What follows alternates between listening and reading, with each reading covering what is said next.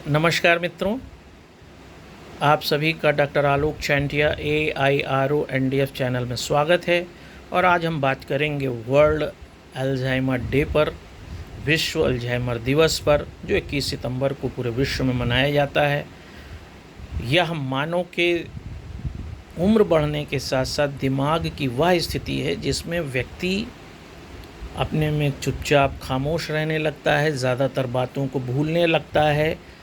कभी कभी तो वह अपने वर्तमान समय की आयु से बहुत पीछे की बातें उसे याद रह जाती हैं, लेकिन वर्तमान आयु की कोई बात याद ही नहीं रह जाती है। ऐसा क्यों होता है? वैसे तो आनुवंशिकता के आधार पर अभी इसकी बहुत ज़्यादा खोज नहीं हो पाई है, इस रोग का इलाज नहीं खोजा जा सका है। लेकिन आइए हम आप थोड़ा सा समझने की कोशिश करते हैं कि अल्जाइमर से क्या बचा जा सकता है। मानव के मस्तिष्क में जो 4 मुख्य तरह के हार्मोन निकलते हैं, जिसे डोपामाइन, सीरोटोनिन, एंड्रोफिन और ऑक्सीटोसिन कहते हैं। डोपामाइन रिवार्ड हार्मोन कहलाता है। अक्सर अगर किसी व्यक्ति की तारीफ़ करें, कि उसके काम को सराहें, तो इस तरह का हार्मोन ज़्यादा सिक्रीट होता है। दूसरा ऑक्सीटोसिन हार्मोन है। यह हार्मोन कोई बहुत करीब और विशेष व्यक्ति जब आपके करीब हो तो उसके होने की वजह से, उसके स्पर्श से आपके शरीर में यह हार्मोन सिक्रीट होता है और इसीलिए इसको लव हार्मोन भी कहते हैं। सीरोटोनिन हार्मोन प्रेरणा हार्मोन है, जो हमें प्रेरित करता है कुछ जब काम करना होता है। और एंड्रोमॉर्फिन प्रेरणा के साथ साथ हमें उन कामों के लिए भी प्रेरित करता है जिसमें हमारे अंदर संचार हो खुशी का। लेकिन मानव ने जब संस्कृति बना ली, तो संस्कृति बनाने के बाद आपने स्वयं यह देखा होगा कि एक व्यक्ति को जब बच्चा पैदा होता है, जितना ज़्यादा उसे ध्यान दिया जाता है, उतना ध्यान एक बुज़ुर्ग व्यक्ति का नहीं दिया जाता है। या इसको हम उल्टा कह सकते हैं कि समाज में उपयोगिता के आधार पर मानव के जन्म लेने से और उसके मृत्यु तक के समय को विभाजित कर दिया गया है। और जैसे जैसे बच्चा बड़ा होता जाता है, उसकी तरफ उस तरीके से ध्यान नहीं दिया जाता है जिस तरह से एक बच्चे पे दिया जाता है। एक बूढ़े व्यक्ति के प्रति समाज और परिवार सिर्फ यह कर्तव्य समझता है कि उसकी जो प्राथमिक अब आवश्यकताएं हैं, जिसमें फूड महत्वपूर्ण है, वहीं तक वह सीमित रह जाता है। कि उसे एक समय पर खाना दे देना है, नेचुरल कॉल्स के लिए उठाकर बैठा देना है। इसके बाद प्रत्येक व्यक्ति यह मानकर उस व्यक्ति के साथ कोई भी समय नहीं देता है जिससे कि उस व्यक्ति को अपने अस्तित्व का बोध हो सके। और यही कारण है कि धीरे धीरे उम्र बढ़ने के साथ साथ एक व्यक्ति अपने परिवार में उपेक्षित होने लगता है। और इस उपेक्षा के कारण उसके दिमाग की कोशिकाएं भी उतना अच्छा काम नहीं करती हैं। यहीं पर एक बात और जानना ज़रूरी है कि जो दिमाग की कोशिकाएं हैं और जो दिमाग में न्यूरॉन्स हैं, न्यूरॉन्स एक बार क्षतिग्रस्त हो जाए तो नहीं बन सकते हैं। हाँ, न्यूरोजेनेसिस की प्रक्रिया में यह बात सामने आई है कि अगर न्यूरॉन्स भी क्षतिग्रस्त हो गए हैं तो एक बार उन्हें पुनर्जीवित किया जा सकता है। मानसिक रूप से जो कोशिकाएं हैं उनको भी हम एक्सरसाइज करके और अपनी जीवन पद्धति को बदल कर भी उत्पन्न कर सकते हैं। लेकिन होता क्या है कि व्यक्ति वर्तमान में ख़ास तौर से अपने जीवन को चलाने में इतना उलझता चला जा रहा है कि एक समय बाद परिवार का बुजुर्ग व्यक्ति पूरी तरह से एक मृत जीवित व्यक्ति की तरह रहने लगता है, जिसमें चूँकि सांसें चल रही हैं, वह अभी आँख खोलता है, वह मूत्र त्याग करता है, मल त्याग करता है। इसलिए उसे घर का बस केवल सदस्य समझा जाता है, लेकिन उसे पूर्ण सदस्य फिर नहीं समझा जाता है।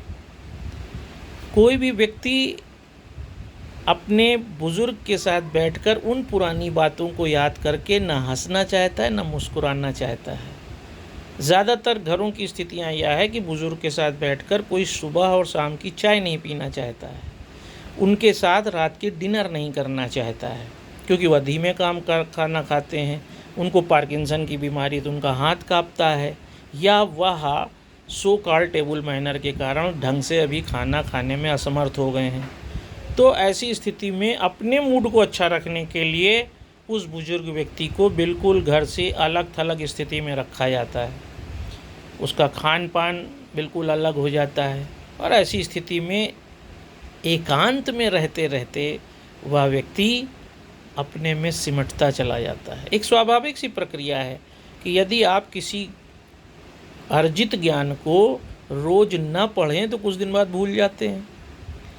ऐसे में जो व्यक्ति अपने जीवन काल की उस स्थिति में है जहाँ परिवार का कोई सदस्य अब उसके साथ उठना बैठना ही नहीं चाहता है, केवल एक औपचारिकता पूरी करता है, तो वह व्यक्ति तो अपनी बातें भूलने लगेगा ही।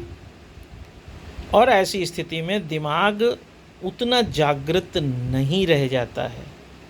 आप सभी जानते हैं कि जो हार्मोन्स हमारे शरीर से निकल रहे हैं, जिन्हें हैप्पीनेस हार्मोन, आपने हैप्पीनेस हार्मोन तो कह दिया डोपामाइन को, लेकिन क्या हैप्पीनेस वाली स्थिति बुज़ुर्गों के जीवन में है? आप उन्हें कितनी बार हंसाने का प्रयास करते हैं? क्या कभी आप अपने बुज़ुर्ग माता पिता या किसी बुज़ुर्ग चाचा या बुज़ुर्ग व्यक्ति के माथे पर हाथ रखकर उसके हाथ को हाथ में लेकर कोई ऐसी बात करते हैं जिससे उसका स्पंदन फिर से जागृत हो? क्या उसे बचपन में अपने होने और अपने द्वारा की जा रही मांगों, अपने रोने, अपनी इच्छाओं के बारे में बातें बताकर उस प्रेम की फिर से याद दिलाते हैं, जो प्रेम आपके और उस बुजुर्ग के बीच में था, जिससे ऑक्सीटोसिन जागृत हो सकता था? होता क्या है कि जब हम इस बात को कहना ही बंद कर देते हैं कि माता पिता से हमने क्या सीखा है, क्या पाया है, और वो पुरानी बातें हमें कितना अच्छी तरीके से जीवन में एक प्रेरणा देती हैं, तो वही बुजुर्ग व्यक्ति जिसे आपकी प्रेम की बातें ऑक्सीटोसिन सिक्रीट कर सकती थीं, जिसके अंदर आपकी प्रेरणा की बातें डोपामाइन सिक्रीट कर सकती थीं, एंडोमार्फिन सिक्रीट कर सकती थीं, सीरोटोनिन सिक्रीट कर सकती थी, उन सब का सिक्रीशन धीरे धीरे घटने लगता है। अगर आप हैंडपम्प का उपयोग लगातार नहीं कर रहे हैं तो जिस हैंडपम्प में पानी अभी लगातार आता रहा होगा उसको आप चलाना बंद कर दिए, कुछ दिन बाद पानी नीचे उतर जाएगा। ठीक इसी तरह से जब आपने इन चारों हार्मोन का उपयोग ही बंद कर दिया, आप चाहते हैं आप किसी बुजुर्ग व्यक्ति को स्पर्श करें ही ना, बस दूर से पूछ लें और ठीक है क्या हाल चाल है, और वो भी रोज़ नहीं, सुबह शाम भी नहीं, कभी कभार, तो ऐसे में उस हार्मोन का सिक्रीशन नहीं घटेगा। और जब वो हार्मोन ही नहीं रहेगा तो उस हार्मोन के कारण जो स्पंदन होता था, उस स्पंदन के कारण जो न्यूरॉन्स की प्रतिक्रियाएं होती थी, वह सब बंद हो जाएंगी और व्यक्ति अपने मकड़जाल में फंसता चला जाएगा। विश्व अल्जाइमर दिवस के दिन इसी बात को समझने की आवश्यकता है कि क्या अल्जाइमर को सिर्फ एक बीमारी समझकर छोड़ दिया जाए, या संस्कृति बनाने के बाद मानव ने जिस सुरक्षा के लिए संस्कृति बनाई थी वह सिर्फ सुरक्षा शरीर के ऊपर कोई हिंसक जानवर आक्रमण न कर दे इसलिए नहीं बनाई थी, बल्कि मनोवैज्ञानिक सुरक्षा के लिए भी संस्कृति बनाई थी।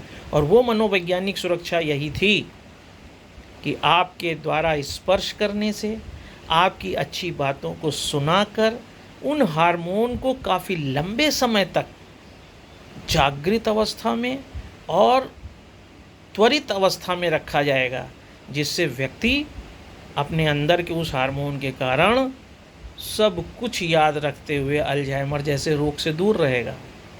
क्या कहीं हमारी आपकी यह उपेक्षा बुज़ुर्गों को अवसाद, निराशा की ओर तो नहीं ले जा रही है? इस पर आज सोचने की आवश्यकता है। और निश्चित रूप से हमारे व्यवहार के कारण, बच्चों के व्यवहार के कारण बुज़ुर्गों के जीवन में एक एकाकीपन सा उत्पन्न हो गया है, और वही एकाकीपन एक दिन उन्हें अल्जाइमर जैसे रोग की ओर भी ले जाता है। इस पर आप विचार करें और यह महसूस करें कि अगर आपके एक अच्छे बोल से सुबह शाम। बुज़ुर्गों के अंदर चेतना आ सकती है, आपके छू लेने भर से उनके अंदर वह सोया हुआ प्यार जाग सकता है, आपकी वह पुरानी बातों से उनको फिर से प्रेरणा मिल सकती है।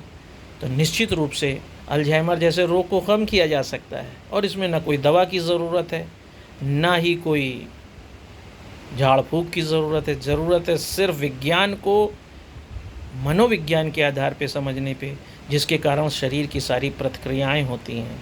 और जिस दिन आप उस प्रतिक्रिया को समझ लेंगे और उसके अनुरूप व्यवहार करेंगे, तो अल्जाइमर जैसे रोग ख़त्म नहीं तो कब ज़रूर हो जाएंगे। और एक घर में पड़ा व्यक्ति गुमसुम रहने के बजाय, कोई बात भूलने के बजाय सब कुछ याद करने की ओर बढ़ जाएगा, उसके ओठ पर एक मुस्कान फैल जाएगी।